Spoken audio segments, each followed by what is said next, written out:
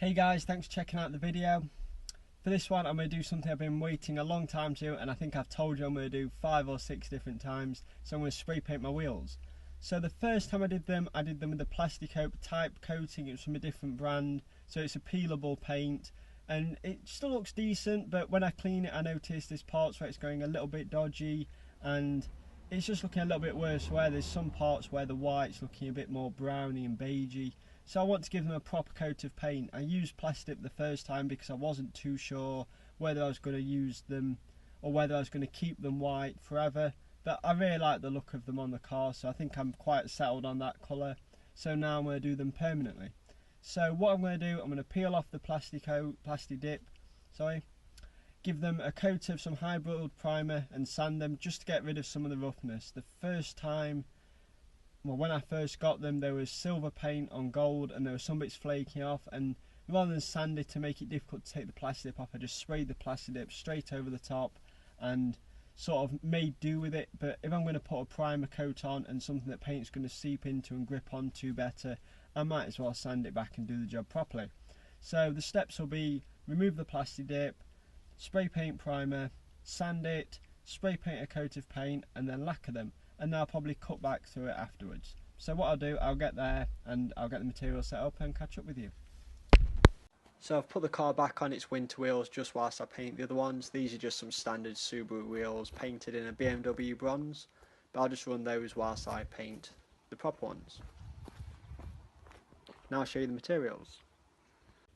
So for the paint I've got Glacier white, which is a really nice white colour. I've got some Opel clear lacquer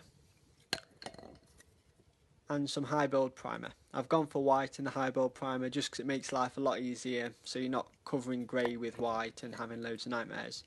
The spray paint, I'm probably going to put a coat of better paint on top of the Halford stuff. I'm not the biggest fan of it. I'm a bit of a spray paint snob and now I can get better stuff mixed up, but that shop was closed, so I'll go there probably tomorrow and get stuff mixed up. I've also got prep wipes, sandpaper and a few other bits and bobs just to help me along the way. So I'll get on to peeling it. And here starts peeling. So I've just started off, I've got a little bit off, but what's happening is I'm peeling a little bit and it's snapping basically. I don't know if this is because I'm doing it one-handed and trying to film, or if this is just the way it's going to go, so I'm going to keep up with it and see what happens.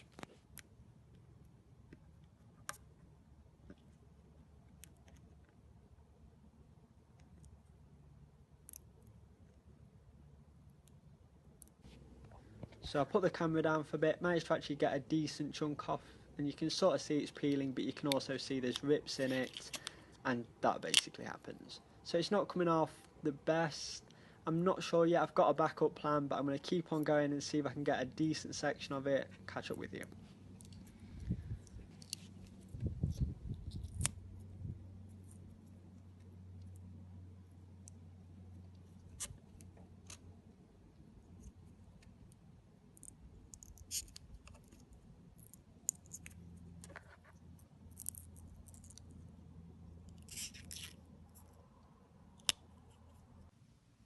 So as you can see, I've got a bit more off, well, quite a lot more. The bits I've got off are the easy bits there, the bits that haven't are the difficult bits, and it's took a long time just to get all these easy bits off. So I think I'm going to go with the backup plan and just scrap the peeling idea off, because I'm there forever doing all these little bits. I'm going to rinse them down with WD-40, which will eat into the Plastidip, then I'm going to jet wash it all off and just keep on doing that over and over again until it's all gone. So yeah, I'll just show you. So some bits come off as decent sections, and you get a decent area going, but then it just rips. So as satisfying as it is when it's going well, when it's not, it's just an absolute nightmare. So yeah, time to jet wash them.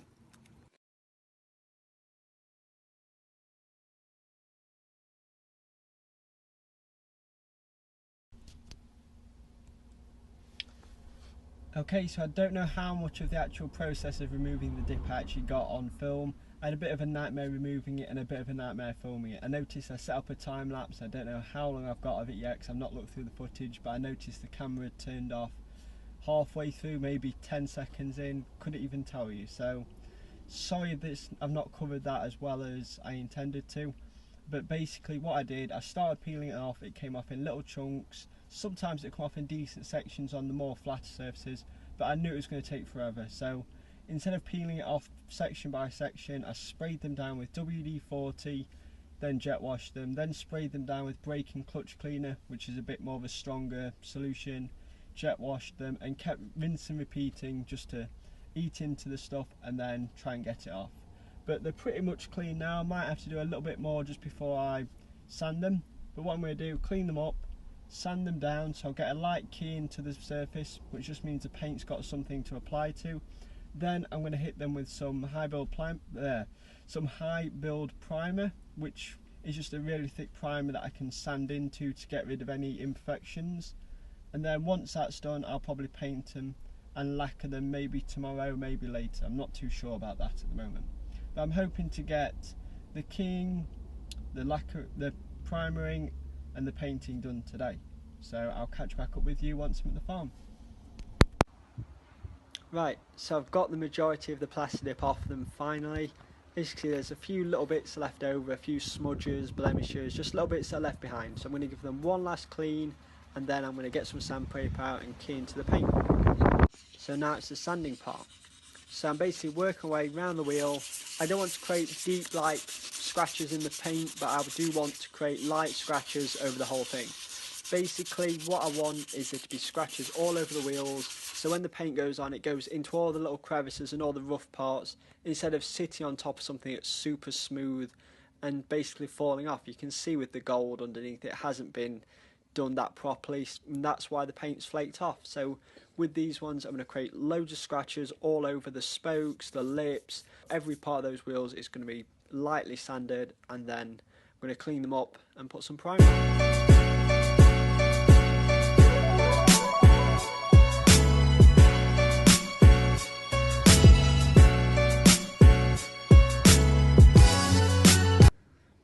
So I've just skipped forward quickly to this point.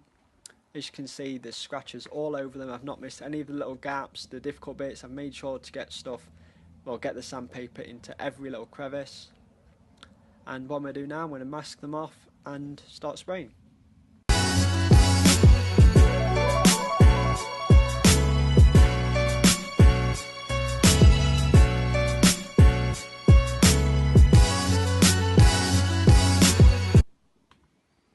And that's the wheels masked off, front and back, and the valve stems. So the next step is all those bits where there's the little scratches where I've keyed them, I'm going to put a very light dusting of paint onto it, and that's going to get into a few of those scratches but also sit on top of a few bits, and it's basically going to be the first start of a solid bond. So I'm not going to put on a full coat of paint just yet, it's going to be a very light dusting, and then I'm going to build up the coats after that and keep making it stronger.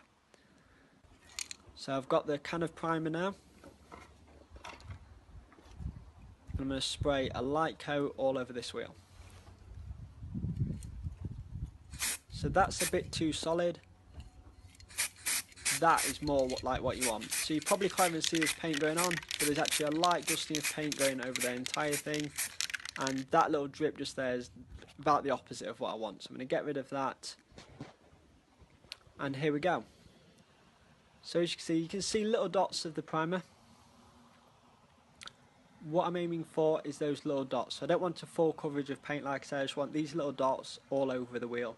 And then when I keep building the paints onto it, there'll be the actual base, then there'll be a paint on there, and it just keeps building up the layers, so each layer's got a bit of something to stick to, and that'll make a super strong bond between the paint and the wheel.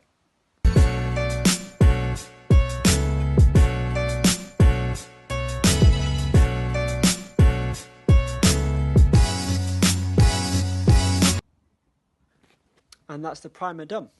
So I put on the first two coats very lightly, then I put another coat on a bit more solid. So all the wheels now are covered in the primer. As you can see, it's got quite a lot of texture to it. I think part of it's because it's so hot that it's drying before it even hits the wheel, which is what's creating the dust you saw there. But also because it's a high build primer, it comes out thicker, and that lets you sand it back a lot more and get rid of any imperfections. So there's a lot more tolerance when you're sanding it back. You're not going to go straight back to the original colour straight away, but you are going to be able to get rid of some of the messy bits of the wheels.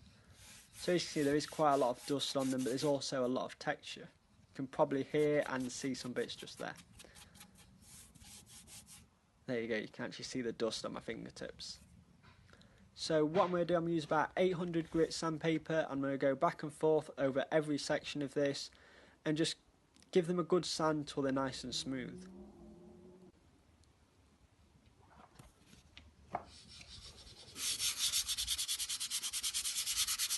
So I'm doing a range of motions just to make sure I'm not going in one direction and causing any gouges or any directional marks. Trying to get as much of the wheel as possible. I'll start off with a big section like this, but then I'll rip it down to get some smaller areas. And there we go. So there is still some texture.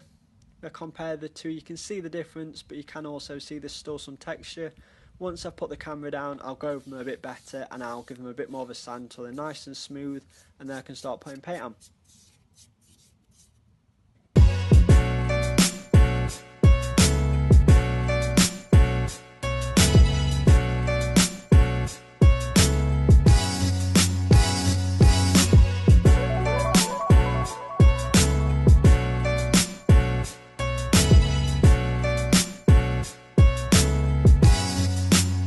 Okay, so I don't think I time-lapsed everything there. I think I had an issue with the camera. But what I've got is the wheels painted. So I've done 2 light coats and then 1 solid coat of paint onto the wheels. That means that everything you see now is spray paint, none of it's any of the primer.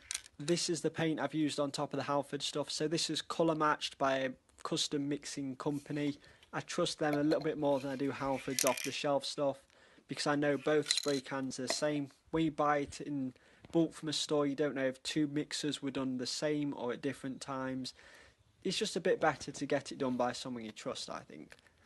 So there's a few imperfections like that where paint's splattered, that where it looks a bit rough. I think there's actually something underneath that. Another paint splatter here. And if I keep going around them, I can keep pointing out loads of little bits which I think need fixing.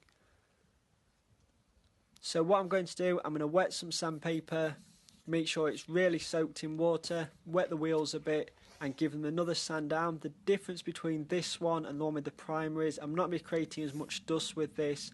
There's going to be a lot less friction and it's basically a smoothing coat rather than a sanding back coat, if that makes sense. Once I've done that coat, I'm going to give them another light, quick mist of paint just to give a good coat of paint on top of any bits I've sanded if I've gone back too far or anything like that. Then we give them what's called a wet coat.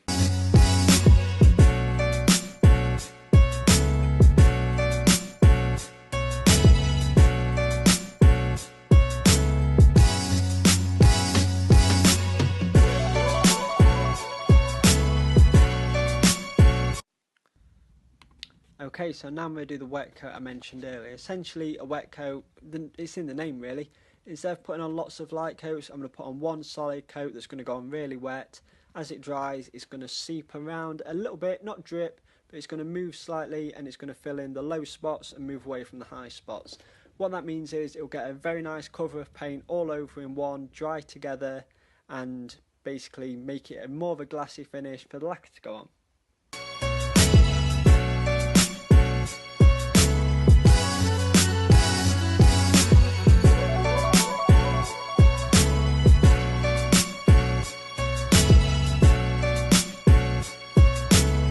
So I've given it the wet coat now. You can see in a few places it still looks very wet where the light hits it. It's hard to show you this without actually getting too close. I don't want to disturb the actual finish of the paint, so I'm being a bit cautious at the moment. Essentially that's got a whole wet coat of paint onto it, which is now going to move about a little bit as it dries. It's not going to run, but it is going to move enough to fill in some low spots and move away from some high spots. It won't move away as in the paint will actually shift from one area, but it will just settle. Settle's a better word because it means it will cover everything but cover some bits in different quantities. So once that's dry, I'm going to lacquer it. And there we go. So it's nice and dry, all the solvents are out of it, so it's time to lacquer it. What I'm going to do first is give it a light clean in some areas just to make sure I'm not introducing any little bumps, any issues to it.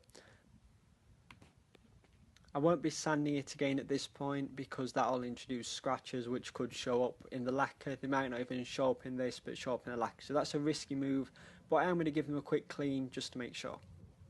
With the lacquer I'm going to put on 2 coats very quickly after each other, giving it just enough time to flash off but not enough time to fully dry.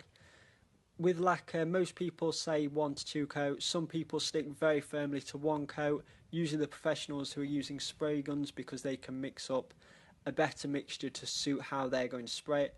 With the spray cans, I like to put on 2 coats very quickly. Essentially, the difficult thing with lacquer is if it dries too solid, you're going to put another coat on top and it's more likely to flake off. What you want to do is make sure the coats bond to each other, but you also don't want to let any solvents be seeping out and let a solid coat go on top. So it's a bit of a fine line, but once you get used to it again, you sort of realise how much to put on.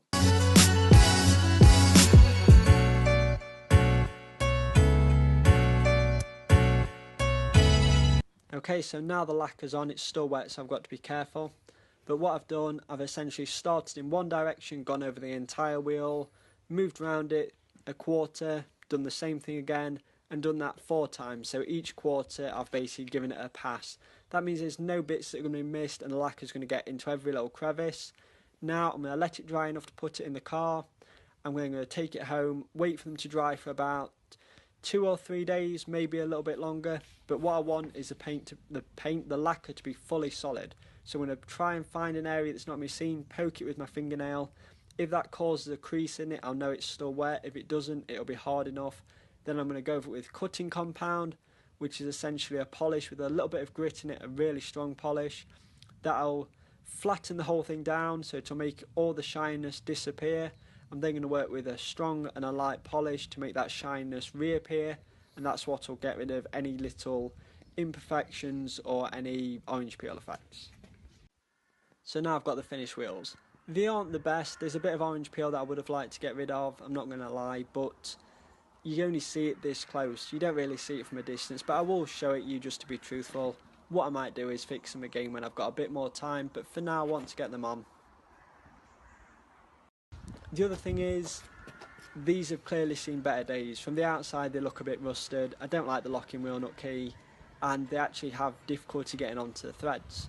So I've got these. These are genuine Rays Duraluminum nuts, which are essentially a really strong version of aluminium. What that means is they're strong, but they're also really light. Just quickly show you the Rays bit, just to show they're genuine. There we go. So they all look the same, but these ones are the locking sections. I've got the Rays logo, but they've also got a little indent in it on the side. That's the key, and you can see that's got a matching one. Don't know how well you can see that, but essentially that will fit it. A 19mm socket won't, a 19mm socket will fit the other ones. So there we go. That one slots in like that, but only slots in at that distance. And then I'll go over to my toolbox.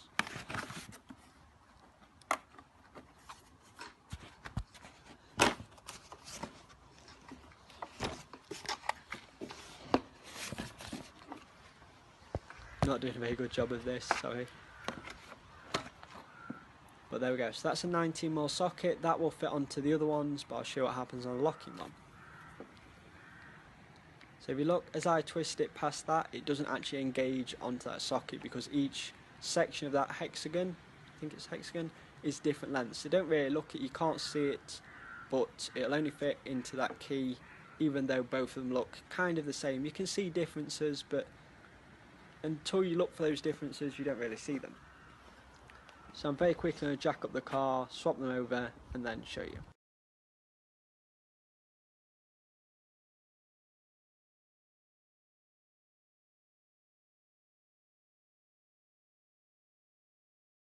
Okay, so I've got the wheel nuts on finger tight. What I'm going to do now, because these are aluminium and because I don't want to damage the threads on these ones, instead of just putting a breaker's bar on them or an impact gun or something like that, I'm actually going to use a torque wrench.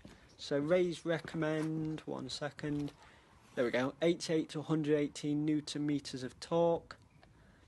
Subaru recommend 98 in their manual, so that's what I'll be using because that fits nicely into everything. Oh, they've got a star pattern as well, which is another bit I understand, but none of that I actually understand. So this is the torque wrench. So basically you loosen it off here, set it to torque you want there, and tighten it up on the bottom again. So there we go, it's set to 98 Newton meters of torque, which is exactly what I want.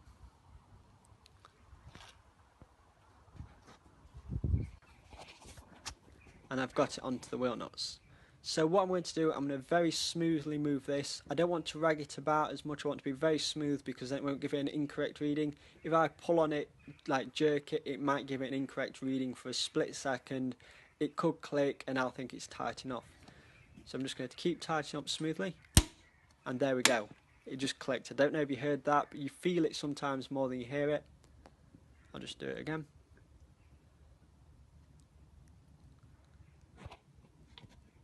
One sec, I'm just adjusting myself so I can keep pulling it smoothly. Will it do it?